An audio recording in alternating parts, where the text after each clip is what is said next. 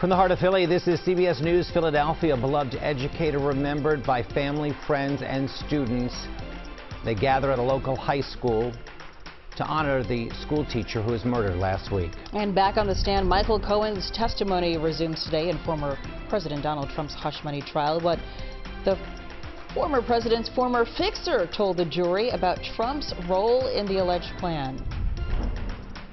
And it's warm right now and then wet. Mostly cloudy but mild outside as we get ready for another warm up and more chances for rain later today. Good morning, everyone. Welcome to the news at 7, streaming on CBS News Philadelphia and on Philly 57. I'm Jim Donovan. And I'm Janelle Burrell. Welcome to this Tuesday morning. We're going to start with our next weather forecast. It's kind of a split day. Meteorologist Kate Bilo has all our details. Good morning, Kate. Good morning, Janelle and Jim. Yeah, that's it. It's a sunny morning. It's kind of a cloudy midday and then a bit of a soggy afternoon and evening.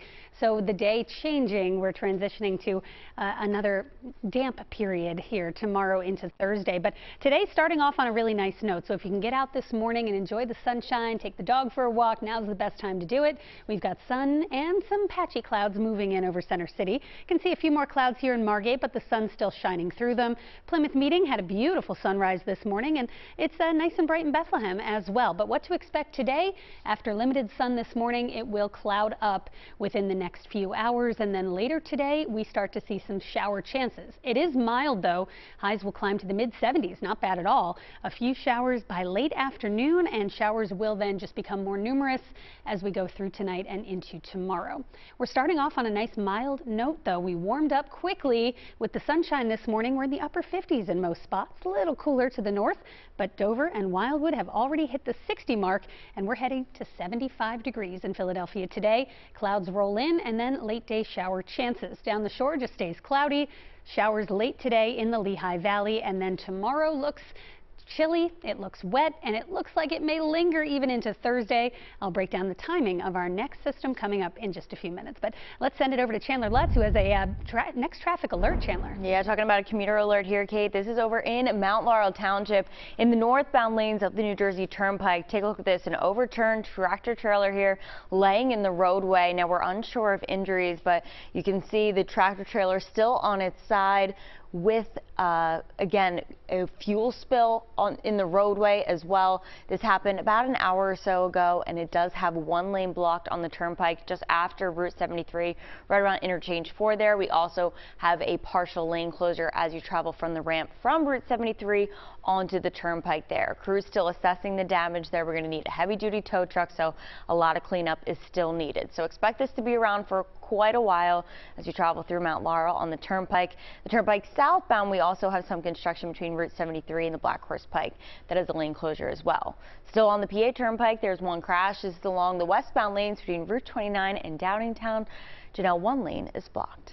All right, thank you, Chandler. Police searching for 2 women in connection with the death of a man who was shot and killed inside of a deli. This happened in the Point Breeze section of Philadelphia. It happened just after 6:30 last night on 20th and Federal Street.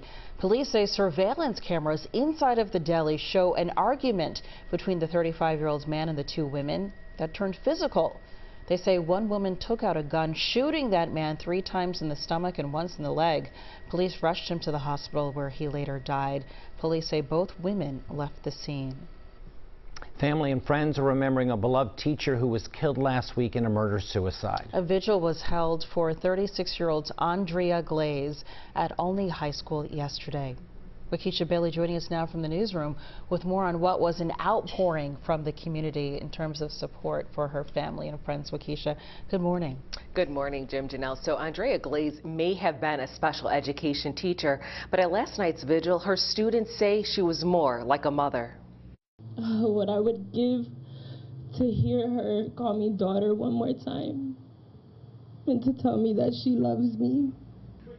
The lawn of Olney High School was filled with students, loved ones, friends, and family embracing one another with words of comfort as they gathered to remember 36-year-old Andrea Glaze. Last Monday, the special education teacher was killed by her boyfriend in what police are calling a murder-suicide in a home along South 30th Street. During yesterday's vigil, one by one, people shared memories of their beloved teacher.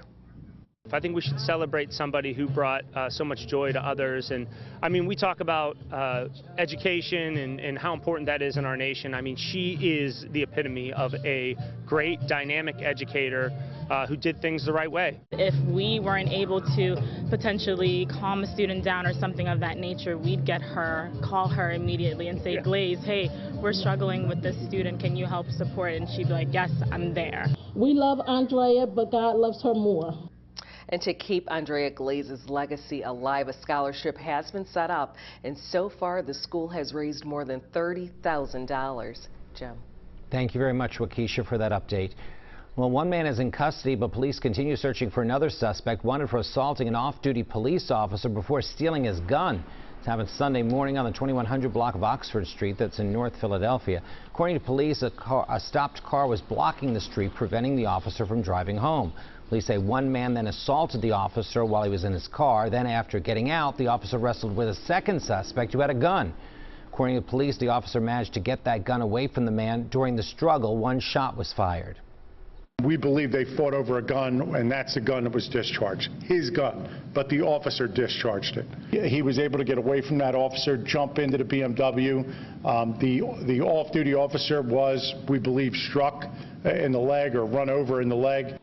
Police say the officer's personal weapon was stolen during the incident. The officer was treated and released from the hospital.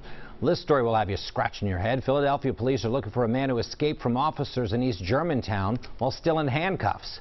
Police arrested Nafish Knox Schenk yesterday morning on West Column Street. He was wanted for a warrant on gun charges. Well, after he was handcuffed and put into a police vehicle, police say someone opened the car door, allowing him to escape. If you see him, call 911. Well, in a few hours from now, Michael Cohen will start his second day of testimony in Donald Trump's so-called hush money trial in Manhattan. Yesterday, Cohen told the jury that the former president was personally involved in the plan to give payments to adult film star Stormy Daniels ahead of the 2016 presidential election. Howard Monroe joins us now with more on the story. Good morning, Howard. Good morning to you, too. At one point, the former president and his so-called fixer worked hand in hand, but reporters inside the courtroom yesterday said the two barely looked at each other during testimony, except for when Cohen was asked to identify Trump. Michael Cohen, the man who once said he'd take a bullet for former President Trump, returns to the witness stand today to testify against him. Monday, the prosecution's star witness told the jury Trump was directly involved in the scheme to pay adult film star Stormy Daniels to keep quiet about a past alleged sexual encounter. Cohen said Trump was furious that Daniels was shopping the story weeks before the 2016 election, saying then candidate Trump told him to, quote, just take care of it.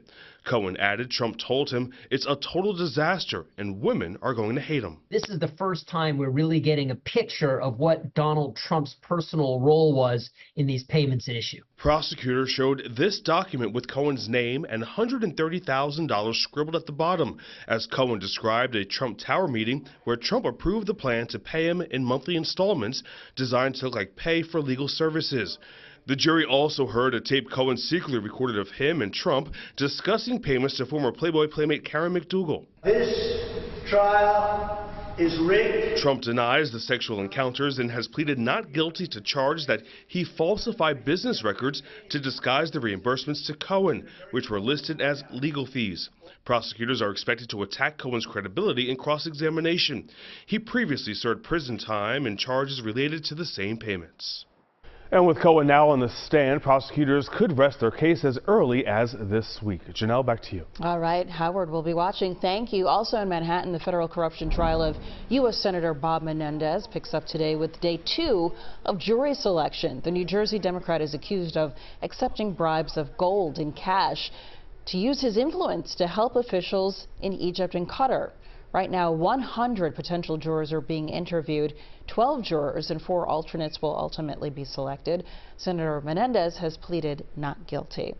Well, time is running out if you live in New Jersey, if you want to vote in next month's primary. Today is the deadline to register to vote in the Garden State.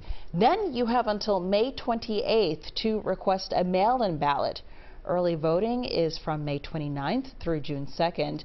Then the primary will be held on June 4th. If you miss any of those deadlines, we do have them for you listed on our website, cbsphiladelphia.com. Protests have forced Bryn Mawr College to move this week's graduation ceremony. The school usually holds commencement on Marion Green, but a pro-Palestinian encampment has been set up there for more than 2 weeks. College plans to move Friday's graduation to Appleby Field. The school says it will release more information about security changes for the ceremony.